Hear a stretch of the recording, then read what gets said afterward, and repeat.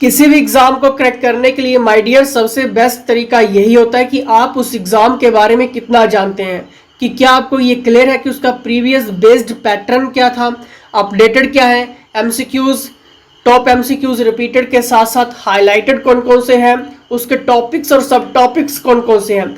दोस्तों अगर अभी भी कोई भी डाउट्स है, क्वेश्चंस है, क्वेरीज है, ये है HPG हब की टीम का नंबर, यहाँ पर आप व्हाट्सएप कर सकते हैं। क्रैश कोर्सेज प्रोफेशनल्स के अंडर चल रहे हैं, उन्हें आप ज्वाइन कर सकते हैं, बेस्ट प्रिपरेशंस आप कर सकते हैं, क्योंकि लास्ट 3 डेज में हमें कुछ ऐसे स्टूडेंट्स के मैसेजेस मिले हैं जिनका कहना है कि सर हम काफ़ी टाइम से गवर्नमेंट प्रिपरेशंस कर रहे हैं, चाहे पुलिस कांस्टेबल की बात करें, फॉरेस्ट गार्ड की बात करें, लेकिन हम कहीं ना कहीं पॉइंट्स में रह जाते हैं। देखिए उन लोगों को, उन स्टूडेंट्स को बिल्कुल भी नेगेटिव नहीं होना है, क्योंकि अब आप बिल्कुल पास में हैं, ठीक है। और सही गाइडलाइंस के साथ अगर आप प्रिपरेशंस करेंगे तब मैं यहाँ पर चैलेंज कर रहा हूँ 100% के साथ एग्जाम निकलेगा। देखिए आज का टॉपिक हमारा रहेगा Ramsar wetland sites in India. इसके बारे में हम डिस्कस करेंगे। इसकी जो PDF है कहाँ पे मिलेगी? टेलीग्राम ग्रुप्स में मिलेगी। टेलीग्राम ग्रुप्स का लिंक जो है वो डिस्क्रिप्शन में दिया गया है और प्रीवियस लेक्चर्स के लिए चेकआउट कीजिए डिस्क्रिप्शन बॉक्स, ठीक है। अब देखिए यहाँ पर पहला पॉइंट रहेगा, रामसर सम्मेलन एकमात्र अंतरशासकीय संधि है, यानी ट्रीटी है, इंटरनेशनल ट्रीटी है, जो आर्द्र भूमियों, वेटलैंड्स और उनके संसाधनों के संरक्षण एवं उपयोग के लिए राष्ट्रों को एक ठोस ढांचा प्रदान करती है और इस तरह के अद्वितीय पारिस्थितिक तंत्रों की सुरक्षा में सहायता करती है। अब देखिए यहाँ पर बात क्या हो रही है, रामसर कन्वेंशंस की बात करें, वेटलैंड्स की बात करें। अब ये जो वेटलैंड्स होते हैं, ये जो आर्द्र भूमि होती है, कुछ भी हो सकती है, आपके तालाब हो सकते हैं, ठीक, आपकी झीलें हो सकती हैं, ठीक है, जहाँ पे बहुत सारा पानी रुका हुआ है, वो सारी चीज़ें इसमें ही आती हैं, आपकी वेटलैंड्स में ही आती हैं। लेकिन धीरे धीरे आप सभी को क्लियर है कि ये सारी चीज़ें क्या हो रही है, खत्म हो रही है। आप लोग जानते हैं कि पहले आपने काफ़ी टाइम पहले एक तालाब देखा होगा, सूख गया होगा, और उसके बाद आपने ये सुना होगा कि ये धीरे धीरे तालाब खत्म ही हो गया। पहले यहाँ पर तालाब हुआ करता था, गांव में या शहरों में, आप सभी को ये सारी चीज़ें हैं। तो उन्हीं सब चीज़ों को संरक्षण करने के लिए दोस्तों ऐसे कुछ चिन्हित वेटलैंड्स देखे जाते हैं। लेकिन ये जो इंटरनेशनल संधि है, ट्रीटी है, जिसमें काफ़ी ज़्यादा देश जो अपनी भागीदारी यहाँ पर निभाते हैं इन चीज़ों को संरक्षण करने के लिए, वेटलैंड्स को, ठीक है। अब देखिए इसके बारे में जो क्वेश्चंस यहाँ से बनेंगे, इंपॉर्टेंट लेक्चर्स है, लास्ट तक देखना, क्योंकि आपका एक भी क्वेश्चन, एक भी ऐसा पॉइंट छूट गया, बहुत कुछ छूट जाएगा, ठीक है। क्योंकि बाद में हम जब इनके MCQs डिस्कस करेंगे तब आपका एक भी क्वेश्चन गलत नहीं होना चाहिए, फोकस करना भी। इसे आर्द्र भूमियों पर सम्मेलन के रूप में भी जाना जाता है। इसे 2 फरवरी 1971, इंपॉर्टेंट, नोट डाउन करिए। अगर नहीं करना है तो टेलीग्राम ग्रुप्स को ज्वाइन करिए, वहाँ पर आपको PDF इसकी मिल जाएगी। ईरान के रामसर शहर में अपनाया गया था और ये 21 दिसंबर 1975 को लागू हुआ। इसलिए प्रत्येक वर्ष 2 फरवरी को विश्व आर्द्र भूमि दिवस के रूप में मनाया जाता है। देखिए यहाँ से बहुत टॉपिक आपके एग्जाम में बन सकता है। इसे फरवरी 1971 को ईरान के रामसर शहर में अपनाया गया था। ये जो रामसर शहर है दोस्तों, ये कहाँ पे है? ईरान में एक जगह है रामसर, ठीक है, वहाँ पर इसे अपनाया गया था और ये 31 दिसंबर 1975 को लागू हुआ था। 2 फरवरी को हर वर्ष ये मनाया जाता है, ठीक है, विश्व आर्द्र भूमि दिवस। और आप सभी ने अब मुझे कमेंट करना कि इस वर्ष की थीम क्या थी, क्योंकि ये इंटरनेशनल डेज एंड थीम्स हैं जो आपके एग्जाम में इंपॉर्टेंट रोल प्ले करती हैं, और थीम्स ही आजकल एग्जाम में आती हैं, ठीक है। चलिए नेक्स्ट पॉइंट यहाँ पर देखेंगे। इसलिए प्रत्येक वर्ष 2 फरवरी को विश्व आर्द्र भूमि दिवस के रूप में ये मनाया जाता है, ठीक है। चलिए नेक्स्ट यहाँ पर देखते हैं। वर्तमान में 169 देश इस सम्मेलन के सदस्य हैं।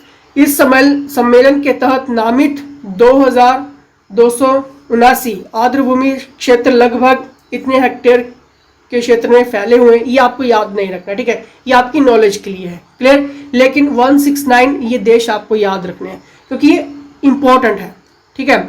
नेक्स्ट यहाँ पर देखेंगे, रामसर सम्मेलन का सचिवालय जो है, हेडक्वार्टर जो है, वो कहाँ पे है? ग्लैंड, स्विट्जरलैंड में। और दोस्तों आजकल जो टॉपिक आता है वो एग्जैक्ट लोकेशन वहाँ पर एग्जामिनर पूछ लेता है, क्योंकि ये काफ़ी हाईलाइटेड क्वेश्चंस हो चुके हैं। तो अपडेटेड यहाँ से ये बनेगा कि इसका जो हेडक्वार्टर है वो ग्लैंड, स्विट्जरलैंड में जगह है, ठीक है। अब देखिए इंपॉर्टेंट इस सम्मेलन का उद्देश्य क्या है, कुछ ना कुछ उद्देश्य होगा, ठीक है, क्योंकि यहाँ से क्वेश्चंस, अब यहाँ से जो क्वेश्चंस बनेगा वो मॉडिफाइड होगा, आपको एक जैसे लगेंगे, सभी ऑप्शंस एक जैसे लगेंगे, लेकिन आप कंफ्यूज हो जाओगे उस ऑप्शन को सिलेक्ट करने में, ठीक है। चलिए ध्यान देना, अभी सम्मेलन का उद्देश्य संपूर्ण विश्व में स्थिर विकास को हासिल करने के लिए प्रति योगदान के रूप में स्थानीय एवं अंतर्राष्ट्रीय कार्यों और अंतर्राष्ट्रीय सहयोग के माध्यम से सभी आर्द्र भूमियों का संरक्षण और साझेदारी से उपयोग करना है।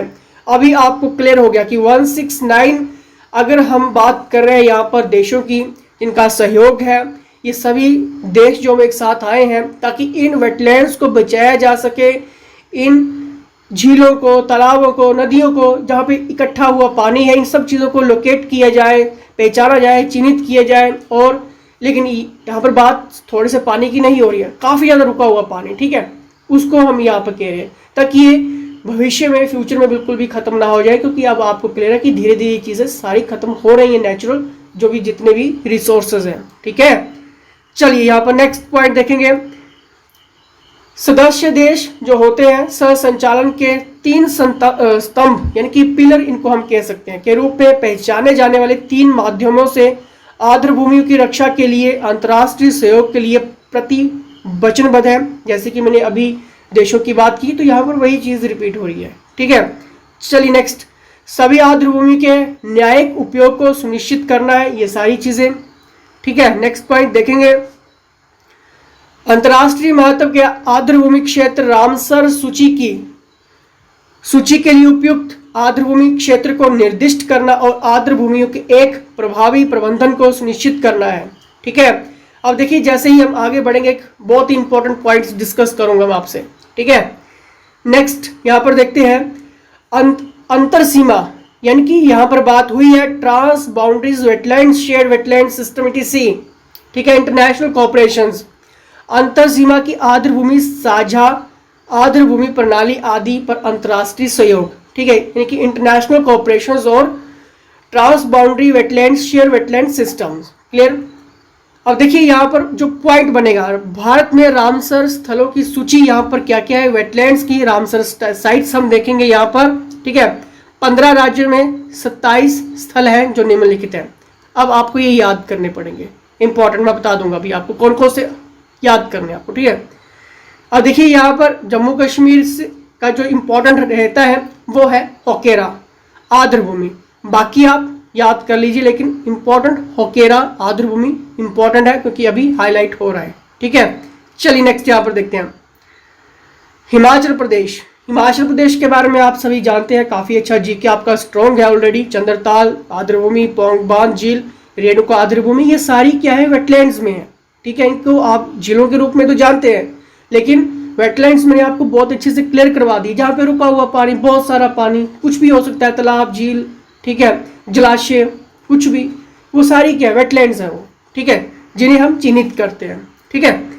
पंजाब का जो है दोस्तों हरी की आर्द्र भूमि इंपॉर्टेंट है, ठीक है, ये अभी इंपॉर्टेंट चल रहा है, बाकी आप याद कर सकते हैं। राजस्थान का जो है वो सांबर झील इंपॉर्टेंट है, ठीक है, लेकिन केओलादेव राष्ट्रीय उद्यान जो है वो 1981 सूची में सबसे पुरानी प्रविष्टि है ये, ठीक है, लेकिन ये इंपॉर्टेंट नहीं आता है, देखा कभी नहीं है, हाईलाइट नहीं हुआ है, ठीक है, लेकिन सांबर झील ये आपको याद रखना है, राजस्थान का। उत्तर प्रदेश का देखते हैं। उत्तर प्रदेश का जो है दोस्तों वो जो वेटलैंड्स है वो जो इंपॉर्टेंट है, इंपॉर्टेंट अभी तक हाईलाइट नहीं हुआ है किसी भी एग्जाम में, हिमाचल प्रदेश के एग्जाम में, तो आप इसे स्किप भी कर सकते हैं, ठीक है। मध्य प्रदेश का इंपॉर्टेंट नहीं है, याद कर सकते हैं आप, भोज आर्द्र भूमि, लेकिन हमने सारी लिस्ट यहाँ पर डिस्कस करेंगे। गुजरात का नल सरोवर इंपॉर्टेंट है, हाईलाइट हुआ है अभी पिछले जून, जुलाई और अप्रैल की मैगजीन्स में। आंध्र प्रदेश का कलेरू झील इंपॉर्टेंट, बहुत बार एग्जाम में बनता है, ठीक है। केरल का जो इंपॉर्टेंट है वो है बेम्बनाड कोल आर्द्र भूमि, ठीक है, ये क्वेश्चन बनता है, क्लियर, याद कर लीजिए फोकस के साथ। तमिलनाडु का इंपॉर्टेंट नहीं है, हाईलाइट नहीं हुआ है, स्किप कर सकते हैं या फिर आप याद कर सकते हैं। पॉइंट कैलीमार अभ्यारण्य, क्लियर। ओडिशा का हम देखेंगे दोस्तों, ओडिशा का चिल्का झील और भीतरकनिका मैंग्रोव, ये दोनों ही इंपॉर्टेंट है, ठीक है। सूची में सबसे पुरानी प्रविष्टि है ये चिल्का झील की ओडिशा, और भितरकनिका मैंग्रोव। क्लियर। चल नेक्स्ट यहाँ पर देखेंगे, पश्चिम बंगाल का सुंदरवन इंपॉर्टेंट है। असम का देखेंगे दीपोर बिलल इंपॉर्टेंट है। त्रिपुरा का रुद्रसागर झील अन इम्पॉर्टेंट, लेकिन आप याद कर सकते हैं। मणिपुर की लोकटक झील इंपॉर्टेंट। क्लियर। अब देखिए मॉन्ट्रेक्स रिकॉर्ड, उठा लीजिए कोई भी क्वेश्चन पेपर, मैक्सिमम यहां से इस टॉपिक से क्वेश्चंस बने हैं। मॉन्ट्रेक्स रिकॉर्ड है क्या ये मॉन्ट्रेक्स रिकॉर्ड, चलिए देख लेते हैं। भारत के 26 स्थलों में से वर्तमान में 2 स्थल मॉन्ट्रेक्स रिकॉर्ड में शामिल है। जैसे कि मैंने अभी आपको बताया कि 26, लेकिन इंपॉर्टेंट कौन कौन से थे वो भी आपको मैंने डिस्कस करवा दी। लेकिन अभी यहां पर ये बोल रहे कि 2 स्थल मॉन्ट्रेक्स रिकॉर्ड में शामिल है और यहीं से क्वेश्चन बन जाता है। क्लियर। चलिए देखते हैं कौन कौन से हैं वो भी आपको मैं बता दूंगा यहां पर। पहला है केवलादेव राष्ट्रीय उद्यान राजस्थान, ये मॉन्ट्रेक्स रिकॉर्ड में शामिल है लेकिन एग्जाम में अभी तक आया नहीं है। ठीक है। इस सूची में शामिल होने वाला पहला क्षेत्र 1990। क्लियर। नेक्स्ट यहां पर देखेंगे लोकटक झील मणिपुर 1993, लोकटक झील मणिपुर, ये कहां पे इनका नाम दर्ज है मॉन्ट्रेक्स रिकॉर्ड, अभी मैं आपको बता दूंगा कि है क्या ये। ठीक है। चिल्का झील ओडिशा को वर्ष 1993 में सूची में शामिल किया गया था, लेकिन इसे वर्ष 2000 में हटा लिया गया था। ठीक है। तो ये इंपॉर्टेंट नहीं हो जाती, लेकिन एग्जाम में क्वेश्चन बनता है कि चिल्का झील कहां पे है। ठीक है। चलिए नेक्स्ट यहां पर देखते हैं। अब देखिए मॉन्ट्रेक्स रिकॉर्ड है क्या, अंतरराष्ट्रीय महत्व की आर्द्र भूमियों की सूची पर बनाया गया एक आर्द्र भूमियों का रजिस्टर है। मान लीजिए आप किसी स्कूल में पढ़ते हैं, ठीक है, स्कूल में आप सभी पढ़े हैं, सभी का एक रजिस्टर होता है, अटेंडेंस रजिस्टर, उसमें कौन कौन आया कौन नहीं आया, बस वैसे ही ये है कि उस रजिस्टर में उन सभी वेटलैंड्स की सूची होती है। ठीक है। और उन वेटलैंड्स के बारे में बहुत अच्छे से डिस्क्रिप्टिव वहां पर लिखा गया होता है। एक टाइप का एक रजिस्टर रिकॉर्ड है ये वेटलैंड्स का। क्लियर। जहां पारिस्थितिकी स्वरूप में परिवर्तन हो रहे हैं और होने वाले हैं, उन सब चीज़ों के बारे में वहाँ पर अपडेट्स होते रहते हैं कि ये चीज़ इतनी पहले इतनी थी, इतनी सूख गई। ठीक है। पहले इसका वाटर ऑफ डेंसिटी इतना था, अब इतना रह गया है। ठीक है। ये इतना पॉल्यूट हो चुका है, इतनी प्रदूषण हो चुका है। ठीक है। क्योंकि आप सभी को क्लियर है कि जितने भी हिमाचल में अभी टूरिस्ट आ रहे हैं, ऐसे न्यूज़ आप देखते हैं कि काफ़ी ज़्यादा पॉल्यूशन फैला रहे हैं ऐसी नदियों के सामने। ठीक है। खाली बोतल्स पैकेट्स नदियों में फेंक रहे हैं, कूड़ा कचरा फेंक रहे हैं। तो ये कहीं ना कहीं एक एजुकेटेड पर्सन की निशानी नहीं होती है। ठीक है। तो पहली तो बात ये, तो इसलिए क्या होता है कि मोटा मोटा मैं आपको यहाँ पर बता देता हूँ कि एक आर्द्र भूमि का रजिस्टर है जहाँ पर जितने भी उन वेटलैंड्स में कोई भी बदलाव हो रहा है, पारिस्थितिकी बायोडाइवर्सिटी कुछ भी बदलाव हो रहा है, सूख रहा है, कम हो रहा है, प्रदूषण फैल रहा है, वहाँ पर ये एडिट किया जाता है। ठीक है। तो उन संबंधों का एक ये रिकॉर्ड दर्ज है। ठीक है।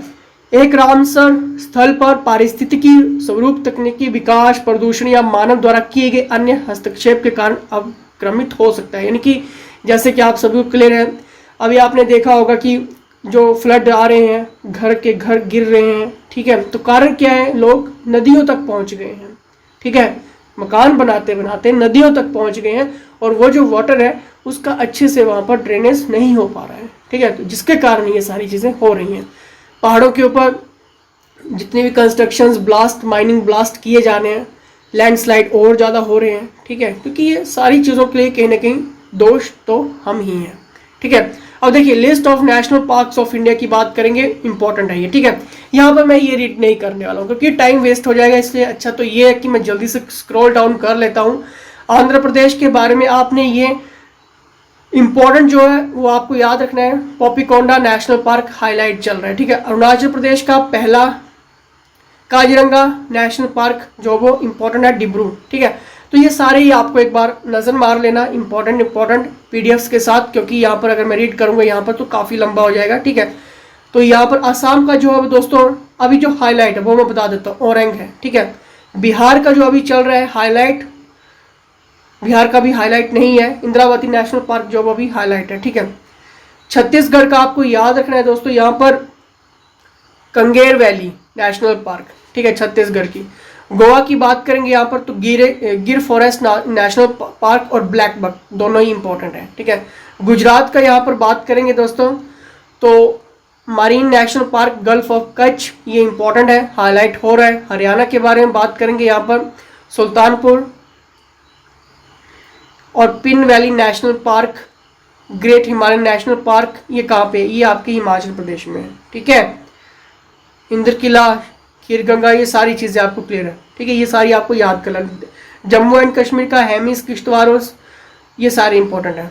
ठीक है, सालीम ये इतना इंपॉर्टेंट नहीं है। झारखंड का देख लीजिए, झारखंड का जो है वो बेटला इंपॉर्टेंट है अभी के टाइम से, लेकिन अभी तो आपको सारे याद करने ही है। ठीक है, कर्नाटका का जो है वो अंशी नेशनल पार्क अभी हाईलाइट हो रहा है, लेकिन इसके साथ साथ बांदीपुर भी इंपॉर्टेंट है।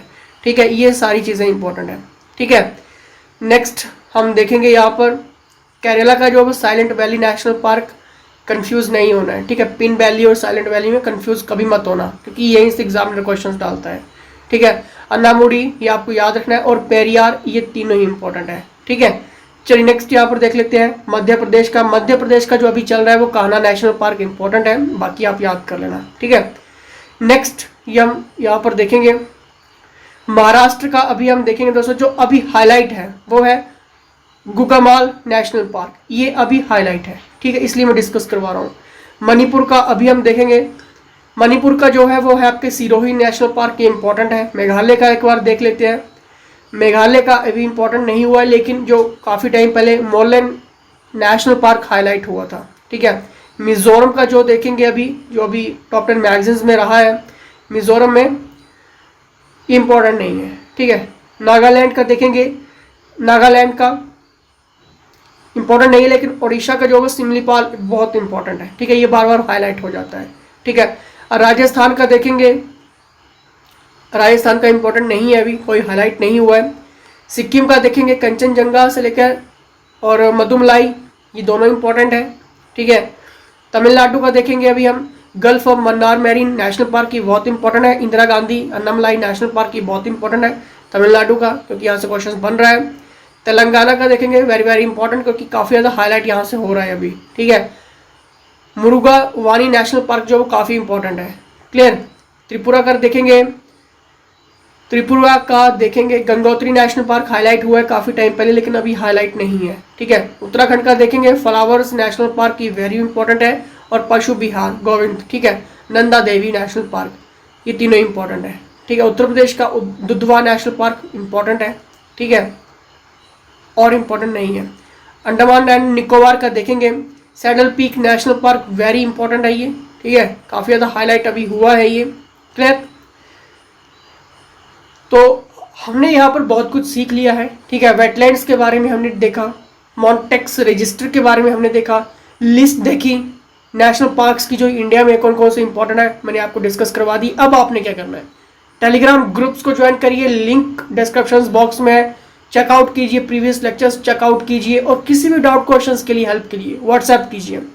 और आप फ्री टेस्ट लगा सकते हैं, लेकिन फ्री टेस्ट लगाते समय फ्री टेस्ट जरूर मेंशन कर देना, फॉरेस्ट गार्ड के लिए, फिर पुलिस कांस्टेबल के लिए, या फिर किसी भी एग्जाम के लिए। ठीक है, फ्री टेस्ट जरूर मेंशन करना। ठीक है, अब इसी के साथ जय हिंद, जय हिमाचल।